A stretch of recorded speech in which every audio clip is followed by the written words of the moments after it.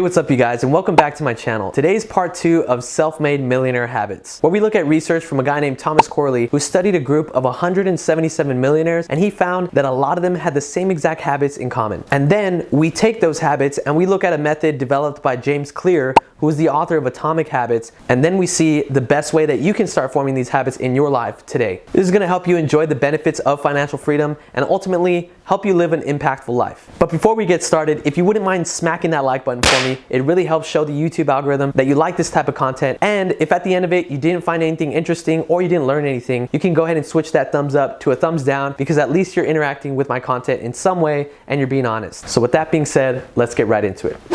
The first habit we're going to talk about today is that these millionaires wake up early. Now, the research showed that about 50% of them woke up 3 hours before they needed to get to work. So that means if their job started at 8 a.m., they're waking up at 5 in the morning every day to get started. This might seem like a drastic habit, but millionaires understand the importance of time, and that as soon as their day gets started, once they start working, it's really going to be nonstop until their head hits the pillow at night. So they use these morning hours very wisely for self-improvement or alone time that they need to recharge and get ready for the day, whether it be working out, reading, prayer, anything that's gonna get the blood flowing and get them ready to go. I never really used to wake up early, guys, but the thing that really changed it for me was I saw 2 different videos. One was by Steve Harvey. It was basically a motivational speech where he was talking about poor people, lazy people. Rich people don't sleep 8 hours a day.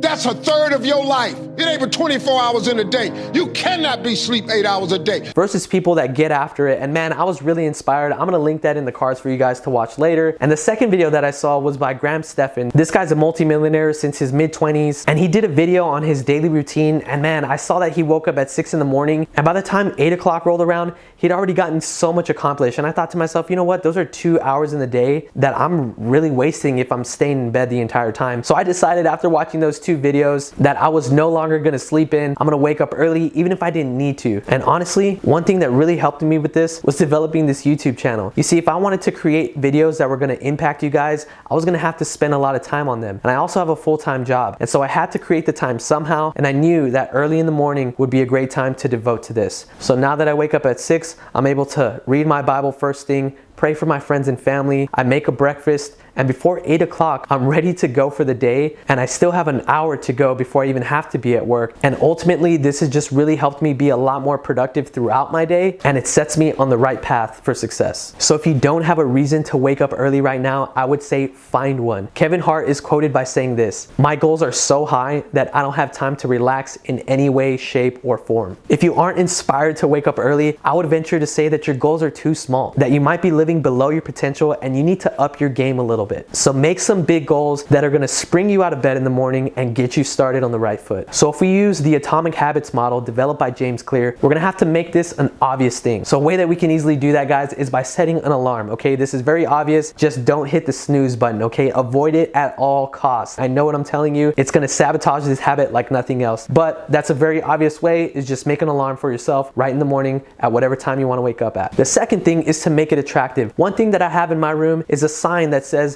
"Successful people wake up early." And I have a list of the people that I really look up to on that piece of paper, so that when I wake up, it's one of the first things that I see, and I'm more encouraged and I'm attracted to waking up early, because I know, man, if I want to be someone great, I know that these people were great and they all had a habit of waking up early. And so that's something that I need to do, and it just helps me get up in the morning. The third thing is we got to make it easy. One way to do this is by putting something that's going to energize you right by your bed the night before. For example, if you love coffee, put a little concentrated glass of coffee right next to your bed and just slam it first thing in the morning. It's gonna help you wake up and get your day started on the right foot. I use this thing called Fizz by Arbonne, and it's like a B12 vitamin thing, and it really helps you get going. It's kind of like a 5-hour energy, but in 8 ounces. So first thing in the morning is I drink that, and that really helps me get going, and it makes it really easy. The fourth thing you gotta do is to make this satisfying. For me, reading the Bible and spending time with God is satisfying, but that could be something totally different for you. So do something in the morning right away that is gonna be satisfying, that you're gonna look forward to. For example, if you love to work out,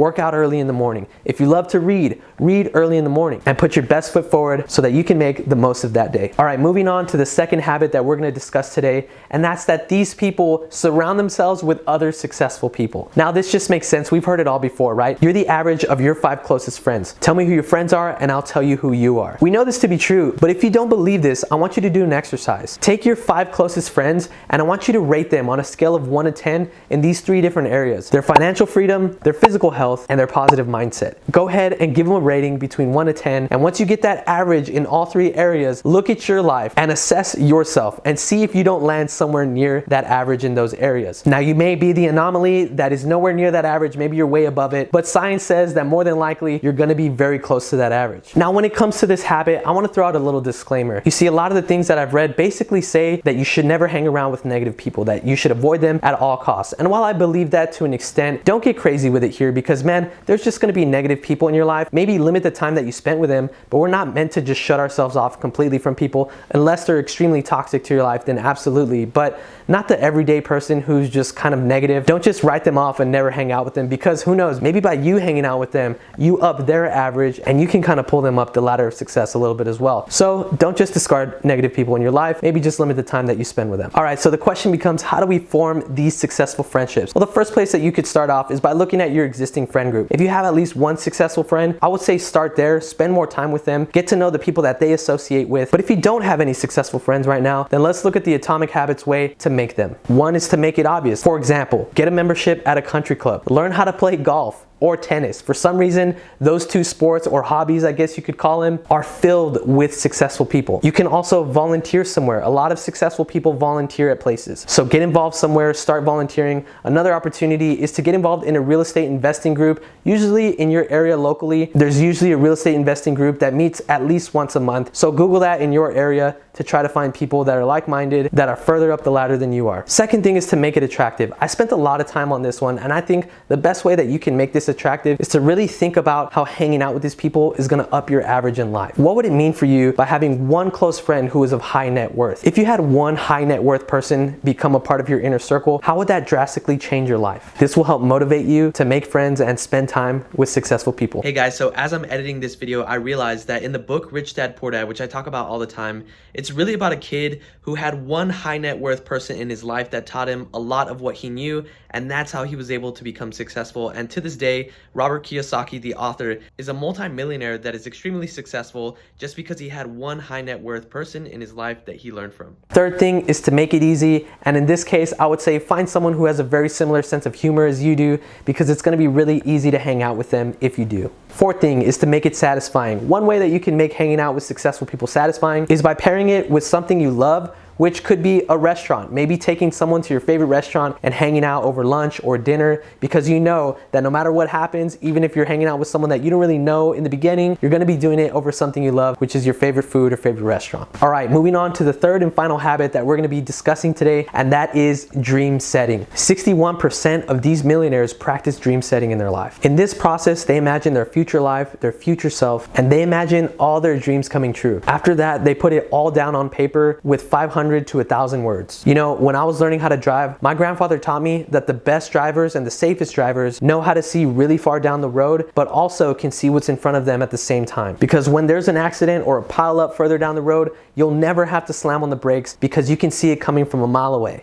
And I believe that the same is true in life. The further you can look down the road while still being focused on what needs to get accomplished today, the more successful your life can be. And you can make that happen with dream setting. So the first way to make this a habit is to make it obvious. Make it a yearly practice. You can do this by putting a reminder on your phone or marking it down on your calendar. Do this at the end of every year and reevaluate it the next year and make revisions whenever you need to. Now, one way you can make this attractive for yourself is to find someone that you know that is further along in life than you are. They might be at a level that you want to be at someday. Look at their life, and this will help you imagine the possibilities that are able to happen if your dreams come true, and can really help motivate you. Next thing is to make it easy, and a way that you can do that is start with just 3 to 5 sentences. Nothing too crazy, nothing too major. Just start with those, and as the years progress, you're able to add more and more and more to that list and really start to refine it and make it extremely focused. So that way you have those 500 to 1,000 words just like these self-made millionaires. That's really going to help steer your life in the right direction. And one way to make this practice satisfying is to share it with a friend, get someone else involved. Have them